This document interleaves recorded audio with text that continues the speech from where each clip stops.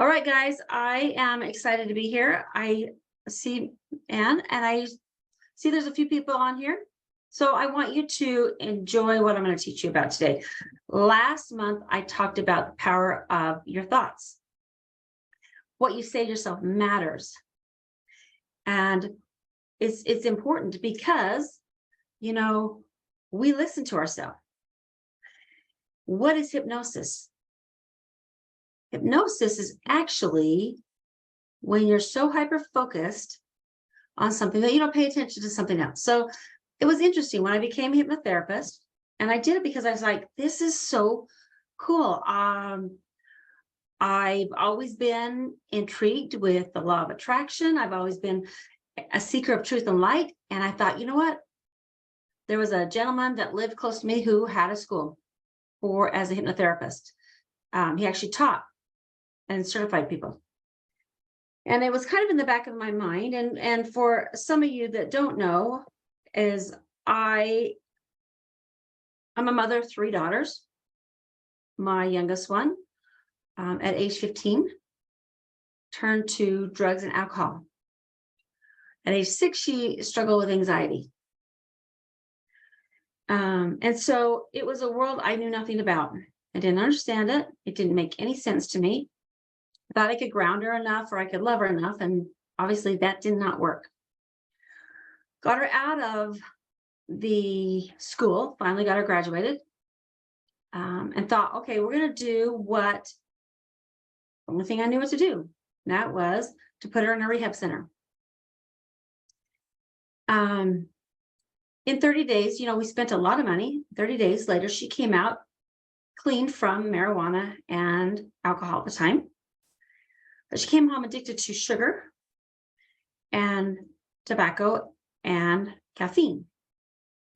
And I thought, well, at least they're legal. At the time, marijuana was not legal. I'm like, at least they're legal. And in my naivety, I thought, wow, we've beaten this addiction thing. We're done. We're over. Unfortunately, I didn't realize that was the beginning of the hell that I would go through, because 30 days later, she was introduced to meth, which rocked our world. It was super scary. I lived in complete fear every day when she would leave. And it put me on this path of what is it that I need to learn? Why? What is it about the brain and the body and our emotions that I didn't understand? I became a hypnotherapist because I thought, wow, there's power in helping people with their emotions. It was interesting because when I first became a hypnotherapist, even my instructor at the time, that was in 2015. My instructor said to us, don't be surprised if people look at you. Some people will look at you like a deer in the headlight, like, oh my gosh. And so it was like they looked at me like I was the devil, right? I mean, it's like, oh my gosh, don't tell me anything. Don't try to do anything, right? And it was like, he's like, don't be surprised if they say, if it's like they're afraid that you're going to either control their mind or read their mind. I thought, that's kind of silly. Nah, that doesn't happen, until it did. And the first time I did, I was like, kind of taken back. I was actually at an energy healing conference, and I felt like, this is so cool. These are my people. I loved what I was being taught. And I walked around, and that was the vibe I got, is like, don't talk to me. You're going to try to, this woo-woo weird stuff. And it came to my mind. I thought, you know what?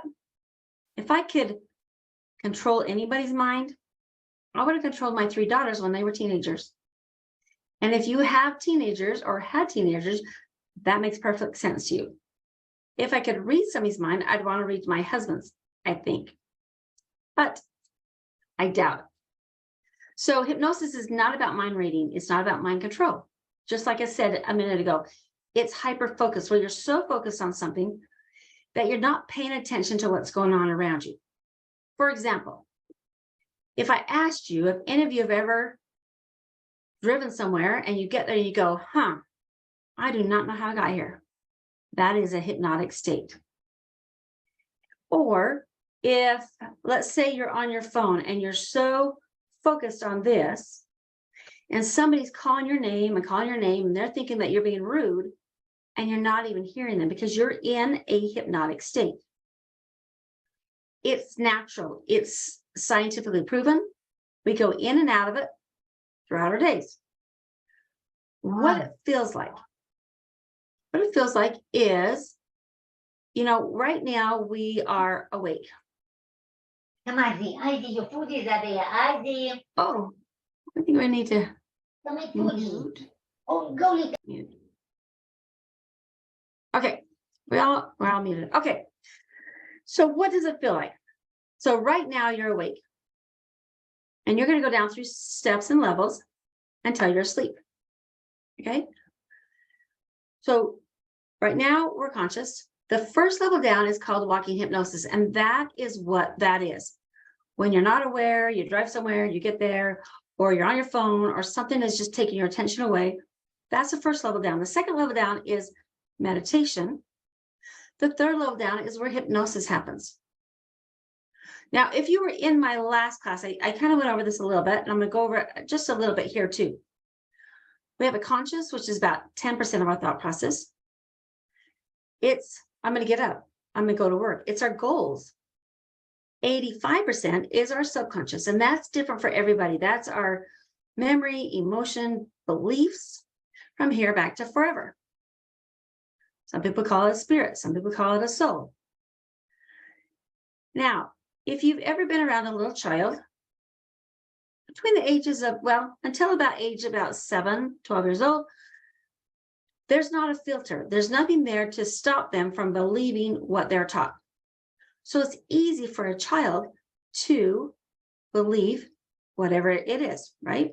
I was listening to a podcast yesterday about how they talked about the brain waves and how a child is in what's called the delta, which is a very slow brain wave. And so because of that, it's easy for them to take in this information, right? It's easy for us to tell a child a story and they believe it. Not every story that a child hears or is told is true. Our subconscious also believes every story that it accepts as truth.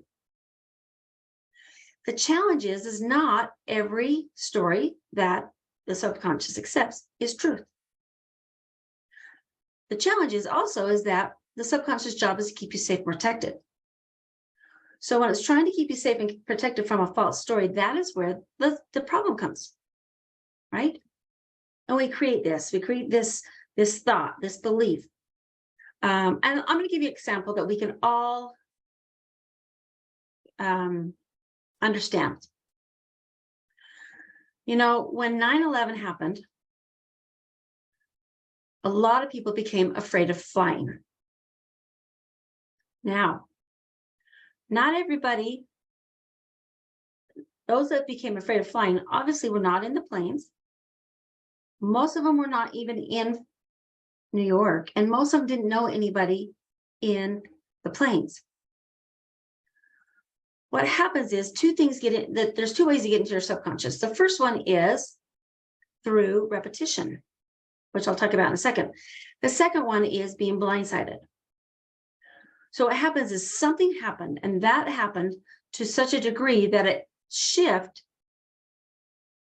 the change in the thought process when it comes to flying.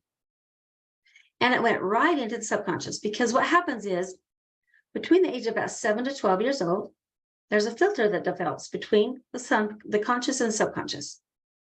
And when that filter develops, that is what is our reasoning and our judgment of what is true and right for us. If I could see you, and I'm not assuming, but I'm not able to see you, but let's say I told you all that you have green hair. Unless you do, you would look at me like, I don't have green hair, right? It doesn't even register, right? Because what happens is it hits that filter and goes, well, that's not true, right? Now, if I said something that was true, whatever the color of your hair was, you would accept it as truth, right? It would go down. So if I gave you a compliment that said, hey, I like your hair, I like the color, it would go down the subconscious and you'd accept it. Okay. So that's how things kind of get into the subconscious, is we get to choose after about age 12 of what is true and real for us. So now we're going to go back to that story, right? Of the plane crashes and the fear of flying. Like I said, things go into the subconscious two ways. One is through being blindsided, just like that. We got blindsided. And then what we do, we spent all this time watching and watching and watching, because it was such a big thing at the time that it just kept that story, right? And some people created a story that says, wait a minute, planes are dangerous, right? They crash and people die, right? And we don't even know it. We don't even realize that we've accepted that truth until, let's say, a few years later or several years later, somebody says, let's go on a trip. Okay, where are we going to go? Let's go to Hawaii. Great. How are we going to get there? On a plane. Nope, not going. Planes are dangerous and they crash. Now, consciously, you could say to yourself, okay, wait a minute. You know what? 99.999% of the time, a plane will go from this place to the other place and we'll get there fine. And it's really hard to enjoy and explore this really great planet without getting on an airplane. Now, that's what we can say to ourselves consciously. That's what somebody could say to you. Yet, if we've created this belief that says planes are dangerous and they crash, and my job is to keep you safe and protected, which part of your brain always wins? The subconscious, right? I actually had a girl just 3 days ago who had this same thing, and she was leaving to go to Hawaii. She'd flown for so long and many different times, and all of a sudden she got this fear. So I was able to help her through it. Now she's having a great time in Hawaii. But it's getting to the root of why that is there. And sometimes we don't know it's there until it comes up. That's what hypnosis does. When you're in a hypnotic state, then that filter moves out of the way. The conscious and subconscious can talk to each other and figure out what is going on. What's this here? Now, I talked about that it goes into the subconscious two ways. One is by repetition and one is by blindsided. Repetition. So let's talk about repetition for a second. Positive affirmations. Positive affirmations are great. The challenge is that when you start giving yourself a positive affirmation that your conscious doesn't believe, all right? Let's look at a couple of things. Let's say there's, and since we're going to talk about hypnosis and addiction today, let's say that we start one that says, I'm clean from addiction. I live my life clean and healthy, right? Now, we're saying it in a conscious thought. Those are conscious for the positive affirmation. But the subconscious says, well, wait a minute. That's not true, right? So each time you are consciously wanting to make that change, what happens is that filter goes, well, that's not true, that's not true, that's not true, that's not true, that's not true, right? Now, it doesn't mean that it's not worth doing, and it doesn't mean it doesn't work. It just takes longer because we got to get that filter to let that thought go through and say, wait a minute, this is my new truth, right? And so until we can get to that point where we can get the subconscious to buy in the fact that we want a different story, you're going to have to keep saying it over and over. When you can put an affirmation into the subconscious when you're in a hypnotic state, it already goes down because the filter's gone, and you can put it down in the subconscious and let it start to grow. It's amazing. That's what hypnosis does, is it's getting through the power of those blocks. I'm not good enough. I'm not smart enough. I'm always going to be this way. We talked about that last time, which is the words you say to yourself, right? It's those negative stories that we've held on to that are stopping us. So the way I look at this, I'm a certified hypnotherapist. I'm also a certified addiction recovery mental health nutrition coach through Christina. And it's like that three-legged stool, right? Brain, body, and emotions. So even my hypnosis clients, I'm looking at all three of those things because I want to see, is there something in the brain that isn't firing correctly that's making it difficult for us to figure out what that emotion is, right? And so by looking at that first, and the reason I found this all three together is when I first became a hypnotherapist, I didn't know about the amino acids. And I'd have a few clients that would come and they had the power, they had the desire to make a change. And I'd work with them and I'm thinking, man, that was a great session. They had these breakthroughs and they left. And then they come back the next week and it was like, I hadn't done anything. And I'm like, okay, this doesn't make sense to me. We did this great process. We cleared this emotion. And yet it was like I hadn't done anything. So I'd do something again. I'd work with them and then they come back. And I said it's like 51st dates because they had the desire, but yet it wasn't sticking. And that's why it's like, well, wait a minute. Let's look at the brain first. Let's feed the brain the specific amino acids that needs to raise those neurotransmitters, the dopamine, the serotonin, the GABA, and the endorphins. Let's get the blood sugar level. So it'll go into a hypoglycemic state. Let's feed the body what it needs. So we got the brain and body connection. Then, working with emotions through hypnotherapy, it makes it happen faster. There's a couple things that we're going to experience this in a minute. The first thing I want to just talk about when it comes to addiction, it's getting to the root. What was the reason? Was it because the brain wasn't being fed? Was it because of a past experience? If I was doing one-on-one with you, that's the way I would go. I'd be looking towards figuring out what is that bottom line? What is that story that keeps somebody stuck in this cycle of these ruminated thoughts, this emotional stuck. This is like a broken software program, right? We got this software going around and it's just broken. And so we keep thinking the same things over and over and over, which keeps us stuck. So when we can get to the root of why we started into the addiction in the first place, then the next thing is I want to figure out what is it doing for you, right? For example, tobacco is a stimulant, right? It's a stimulant, and yet people will say, well, I use tobacco to calm me down, right?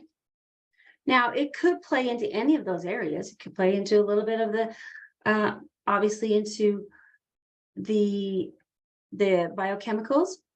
It could play into a little bit of the body. It could play in the fact that when somebody takes a deep breath, when they smoke, they're taking in this deep breath, right? So by breathing in, it allows them to relax. And so they're thinking in their head that emotionally, oh my gosh, it calms me down, right? So it's getting to the root of what is the benefit of staying on what that addiction is. And so when you get to those stories, then what you can do is help you to get to the root of it in hypnosis. So we're going to do a couple things here, and just for fun, the power of our mind. And we're going to use emotion, and we're going to use some imagination. Now, if I asked each one of you guys, how powerful is your imagination? Now, if I asked you if you've ever been around a little child, you would say, oh my gosh, a child has such an imagination. Does that imagination go away when we grow up? A lot of people are going to say, yes, it does, goes away. But then I want you to think for a minute about those what if stories and how those what if stories become so real that it feels like it's going to happen. You know, you get this little thought and the imagination takes over and it spirals into the future. You create this story, this what if story, and our imagination is so strong that it creates this story of, oh my gosh, this is going to happen and this is going to happen. But if I asked you what percentage of those things actually come to pass exactly the way you imagine them, I bet it's going to be really a small amount. You know, some people say, 20%. How about 10%? How about 15%? How about 0% of those things that we create in the future, those what if stories? Because, it's not normally, oh, what if I win the lottery? Or what if something really great happens? It's always, what if this tragic thing happens? Or what if this or that, right? What percentage of those things actually come to pass exactly the way you can imagine them? And it's very small, right? But the idea is you get a little thought, the imagination takes over, spirals you into the future. That's where anxiety comes from. It's just wasted energy. Now, the same thing happens. You get a little thought, you get a trigger that comes up about the past. Can you change the past? No. You can learn from it. You can teach from it. You can have empathy for somebody who's going through it. You can change your perception of the past. But can you change the past? No. What happens is you get this thought, it triggers you into the past. That's where depression comes from. It's also just wasted energy. The past is, right? Because you can't change it, right? And it's not the memory that's the problem. It is the emotion that is the problem, because the memory comes up, this emotion comes with it. We've been carrying it forever, right? And that's what makes it hard, because it makes it feel like it just happened yesterday when it could have happened 20 years ago.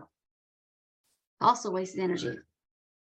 So the only place that you have any power is in the present moment, right here and right now, in any part of your life. What does this have to do with addiction? Well, when you see yourself spiraling into the future, into that anxiety, or spiraling into the past or depression, which brings up these thoughts, which causes to want to either numb out or check out. So we turn to the drugs and alcohol or whatever that addiction is. Realistically, it's getting your mind back into the present moment, right here, right now. And breathing, which I'll teach you in just a second. But when you can do that and you have power over your thoughts, this is fun for me. I have this crazy, what is it? I don't want to say habit. Crazy thing that I like to do. Okay. And that is called spoon bending. And so if you came to my office, you would see that I have all these spoons, and I learned how to do this at a hypnosis conference. I can take a spoon and I can bend it into different shapes. Now, I do this through energy. We have energy, right? It's not strength. A couple years ago, I broke my wrist while I was roller skating. So it's not strength, but it's showing you that the power of your mind, what we can do with our mind is we can take that same mind. If I can take that same energy right here, and I was going to bring one with me, and I don't know what I did with it, and allow through energy and through heat to bend a spoon. What else can you do with the power in your mind? So let's write it back to addiction. I said it spirals into the future or the past. It causes us to causes the desire to use. But when you can bring your back right to the present moment and say, you know what? Right here, right now, I am just fine. It might be this very minute, I am just fine. So you might be living from minute to minute. This very second, I am just fine. Just like we can work our bodies out to make our bodies stronger, we can also work our mind out to make it stronger. As it starts to spiral into the future, we bring it back and say, right here, right now, I am just fine. Starts to spiral into the past. Right here, right now, I am just fine. It's learning to take back control of your thoughts. Now, the challenge is that in the past, your mind has spiraled to the future, it spiraled into the past, and it caused havoc, right? But when you can realize the power you have in your mind, and you can bring it back to the present moment, right here, right now, I am just fine. That's where your strength is, confidence, joy is right in that moment. That's one of the tools that can help to overcome addiction, is by bringing it to the present moment. Now, Eckhart Tolle said that you could also, it's the power of the now. If you can bring yourself to the present moment, grab something that will bring your mind back to in the present moment, right here. I am just fine. It can do the same thing. So let's experience for a moment a little bit of what hypnosis feels like. So the first thing I'm gonna have you do is I'm gonna put one hand here on your chest and one hand on your tummy right here, and I want you to take a deep breath for me.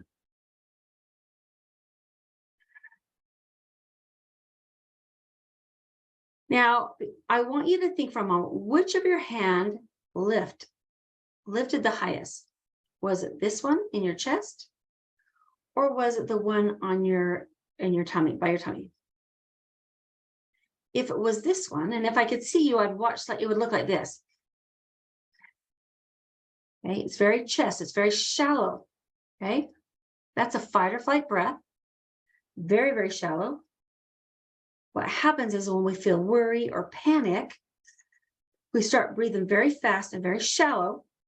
It causes the carbon dioxide to get stuck in our lungs, so it's not utilizing it. Makes it so you start to hyperventilate. Some people end up going to the hospital feeling like they're having a heart attack, or what they're having is a panic attack. And it's because they're only using the top part of their lungs, and it's very, very shallow. Now, the other part is if you're breathing diaphragmatically, which is down in your diaphragm. Now, what that does is it engages your vagus nerve. And your vagus nerve job is rest and digest. It doesn't turn off. It's parasympathetic, means it just runs like breathing, right? You're not going to stop breathing while you're alive, supposedly, right? That's what the vagus nerve does, is its job is rest and digest. It just may not be working as well. So the first thing is to start breathing diaphragmatically down here in here. And what that looks like is watching yourself. I want you to breathe here. And what I'm doing is pushing here rather than here. Okay, so it looks like this.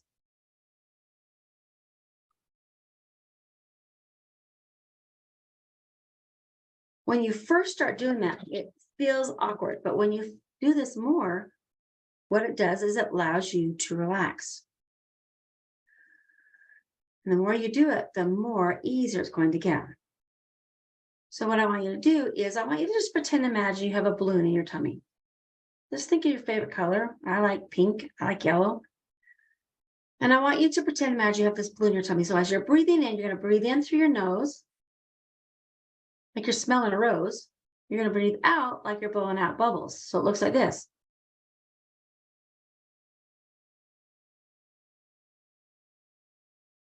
And this is your body's natural way to relax physically, is diaphragmatically breathing. And if you haven't done it for a while, it feels like I can't catch enough breath because all your breath's up here. But what we're going to do is get it to breathe deeper. So you get your body to relax.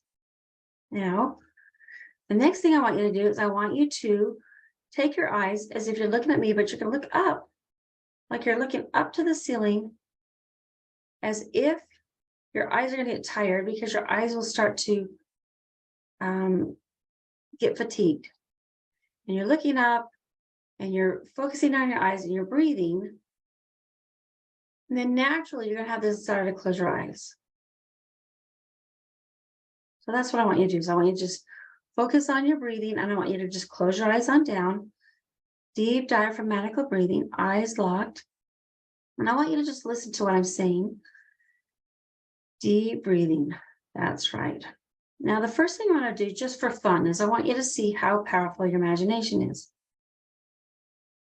And we're going to just pretend and imagine that I have a bowl full of candy. And this bowl full of candy is a bowl full of lemon heads. And you're going to take that lemon head, you're going to take it out of the package. I just want you to visualize it, imagination to visualize that lemon head that I'm going to give you.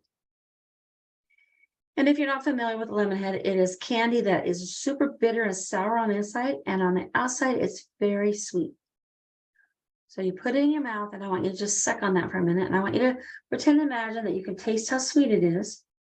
And you taste that sugary taste as it's going down the back of your throat.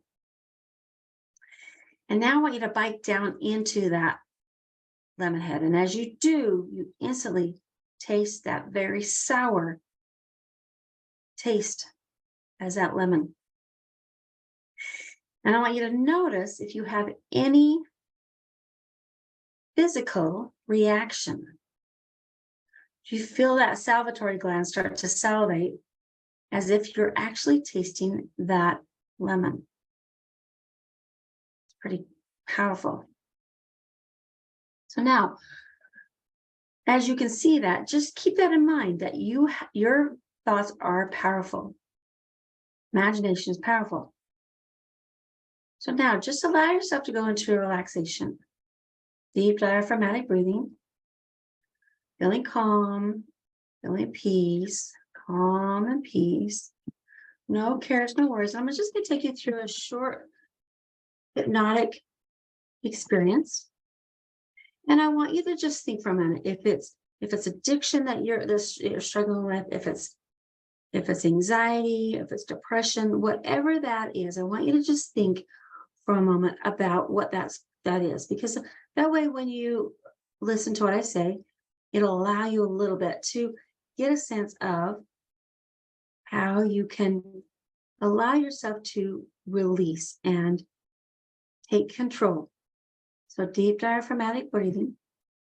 The first thing I'm going to ask you to do is I want you to think of your favorite place. If I said to you, where is your favorite place in nature? Where would that be? Eyes locked. Is it at the ocean? Is it in the forest? Is it around a lake? Is it in your backyard? But just think for a moment, somewhere where you can go, where you can feel what it feels like to be and imagine in that your favorite spot in nature. Taking deep diaphragmatic breathing, feeling calm, feeling peace, eyes locked, calm and peace. And the deeper you breathe, the better you feel. And the better you feel, the deeper you'll go. So just allow yourself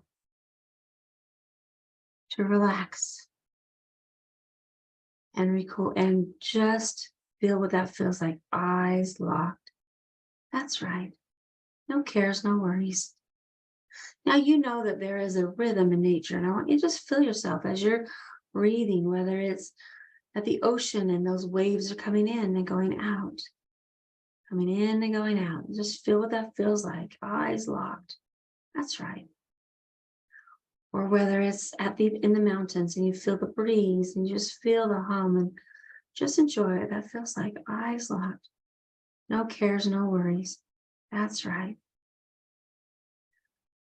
And I want you to just enjoy what that feels like. And I want you to just take a second and look up at the sky. And I want you to feel that sun. That sun is so bright. you feel those yellow warm rays going in through the top of your head. And it's going to gather any negative you've been feeling and holding on to. And it's going to either change them, it's going to carry it out your body. And just feel what that feels like as those beautiful warm rays are going down through your body. Feel that. Eyes locked. That's right.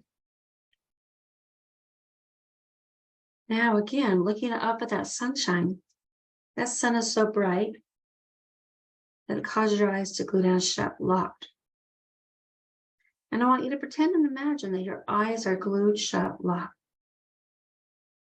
In fact, at this point, they almost feel like it would be impossible to open them. Eyes locked, glued shut. And the harder you pretend and imagine, the more glued shut they become. And the deeper into relaxation you go. So what that feels like. And it's just wasted energy. So again, allow yourself to go deeper into relaxation. The deeper you go, the better you feel. The better you feel, the deeper you go. And just allow yourself to go deeper.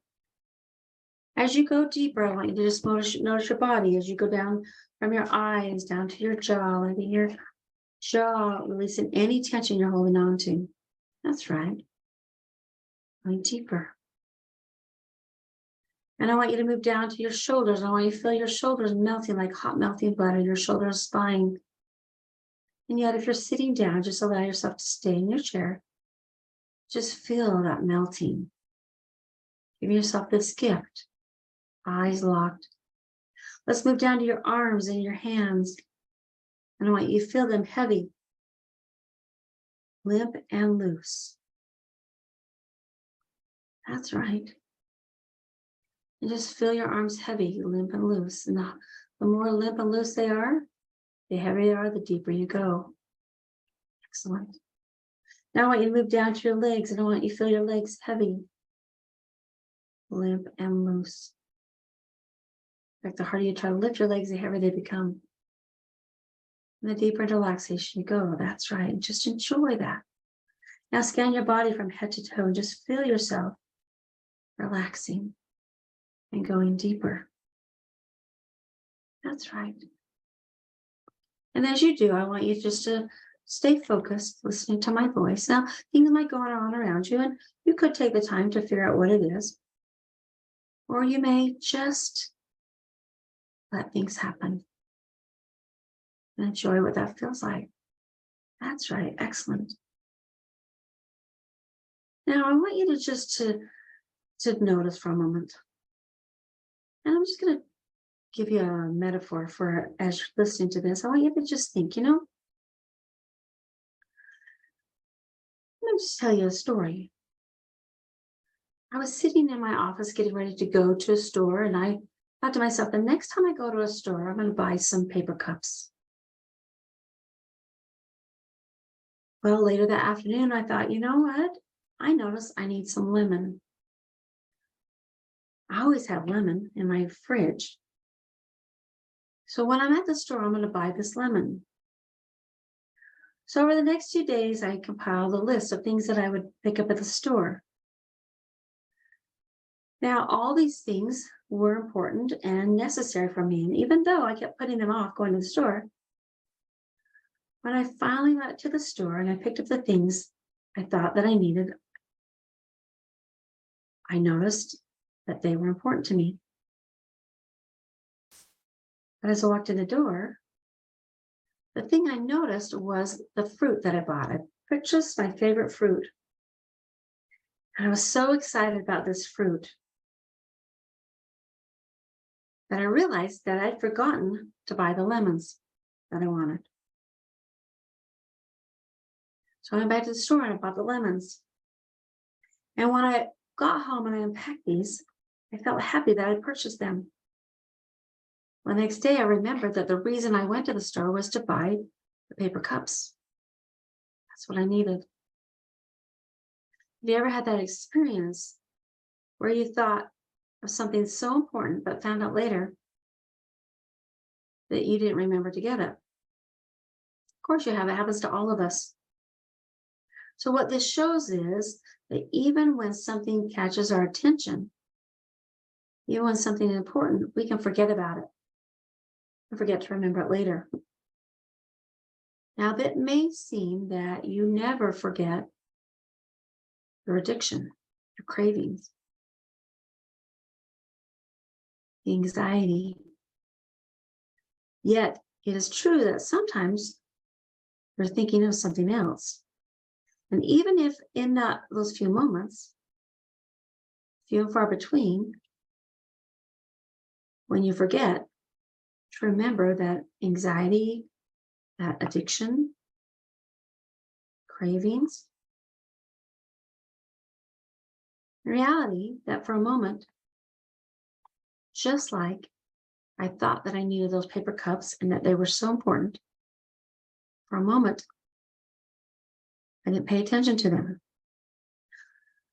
I was paying attention to the fresh fruit instead.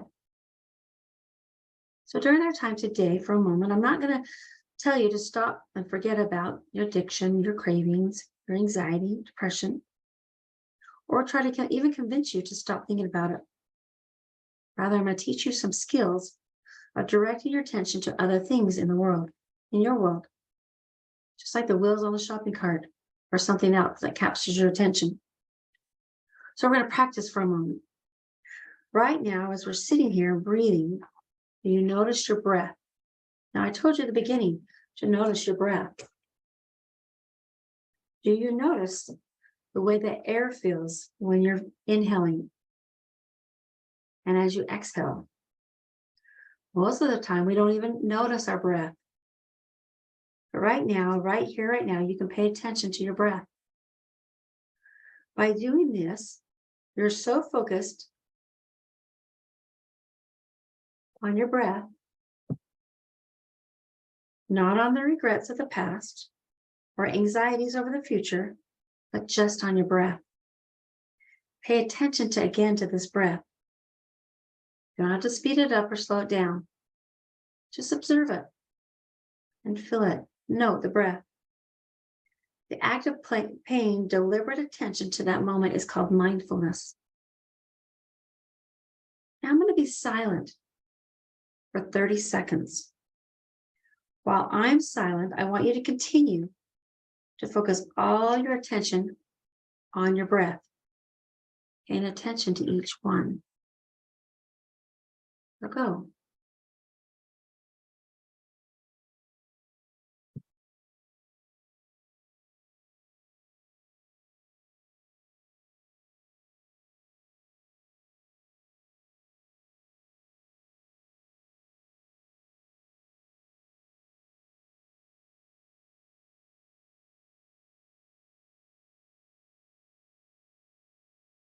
Now, as I was silent, I want you to notice that you paid attention to your breath.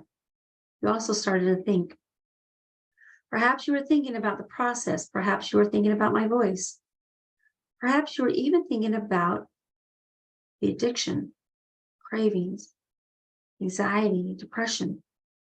Our minds are always thinking, and it's easy to drift in our thoughts. Because our mind drifts to those things that capture attention, and we follow those thoughts, this is why we forget those things that are important to us, like at the store. This mental drifting of following thoughts is a natural process, but it is one we can modify by creating a focal point. In this case, we use the breath as a focal point. I never ask anyone to stop thinking, but instead to simply choose where to place your attention. I want you to pay attention to your breath. I'm going to do this one more time. I'm going to be silent for 45 seconds. Anytime you notice your mind wandering or even thinking about addiction, cravings, anxiety, depression, do not be harsh with yourself. Don't say this is a bad thought. Instead, recognize that you have begun to follow a thought and return your thought to your breath. Breathe in and exhale. Using this as a focal point. 2, 3, to direct your immediate attention, and go.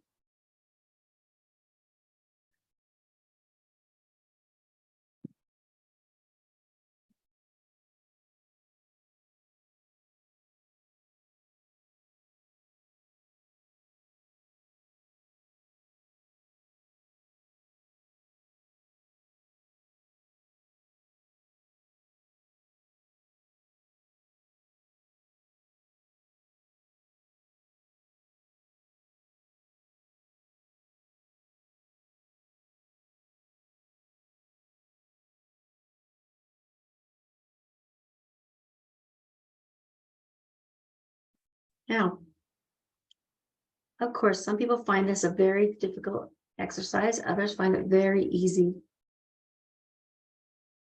However, I'm going to give you a homework while you're doing this, and that is to practice mindfulness every day. Listening to music, listen to positive information. You'll find that any situation where automatic, obsessive, or other distressing thoughts arise, you can choose where to direct your thoughts. What is really most important to you? You're calm and relaxed, centered and focused. And if you could please, for a moment, just identify one aspect of your personality that you really admire. What is that? Could be that you're kind. Could be that you're loving, accepting, joyful. Think of that for a moment. Think of one virtue that's a great quality. Could be that kindness, which is a virtue that you already possess. Just as you can pay attention to your breath, you can pay attention to this aspect of your personality. Now you find yourself, there's probably many times you find yourself criticizing yourself because you've spent time in the addiction, cravings, anxiety, depression.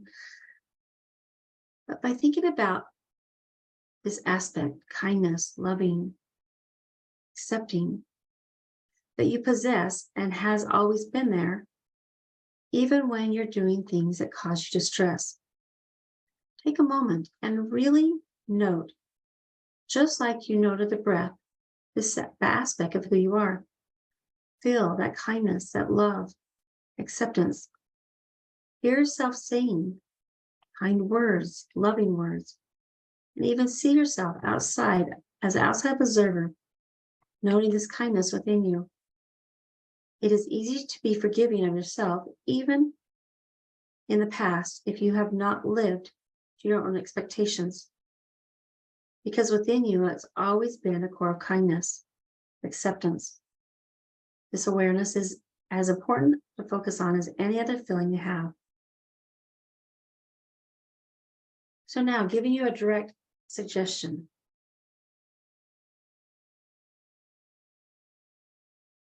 At any time when you feel that your thoughts and your focus are taking you to where you do not want to go, by focusing on your breathing, by focusing on your aspects, changing a new chapter in your life where you can choose where to direct your thoughts. And note that anytime you drift off, that moment is what's important. That is the breath that sustains life. You can congratulate yourself. It's a bold decision to come forward and honestly address things. You'll find that having done so, you can allow yourself to start to make changes. Anytime you find yourself feeling anxious or frustrated or craving the addiction or anxiety or whatever you're feeling, take a moment to bring yourself back to this state of calm, resolve, and change, where you have been kind to yourself. Sit in a chair, close your eyes, and just focus on the breath, on your kindness. Bring yourself back to the state that you have created right here, right now. You will note that by doing this, your cravings, the addictions, simply evaporate as you recognize your ability to choose where to direct your attention. Now, what I want you to do is just to take 3 more deep breaths. And as you do, just feel what this feels like, knowing that you have the power to come back to this position at any time. That's right. Count from 1 to 3. When I get done to 3, you're going to come forward as if you've taken this wonderful, feeling relaxed, taking this wonderful nap, rejuvenated, and smile. 1, move your fingers and your toes. 2, become where you are. And 3, Reach up high, stretching up. Out. That's right. And when you're ready, open your eyes, come back to me and smile. There you go. That's a group hypnosis. If you're interested in one-on-one hypnosis, if you want to get to the root of why you've been living and thinking the way you do, reach out to me at ShellyJo@hypnoaminos.com. Go to my website, hypnoaminos.com.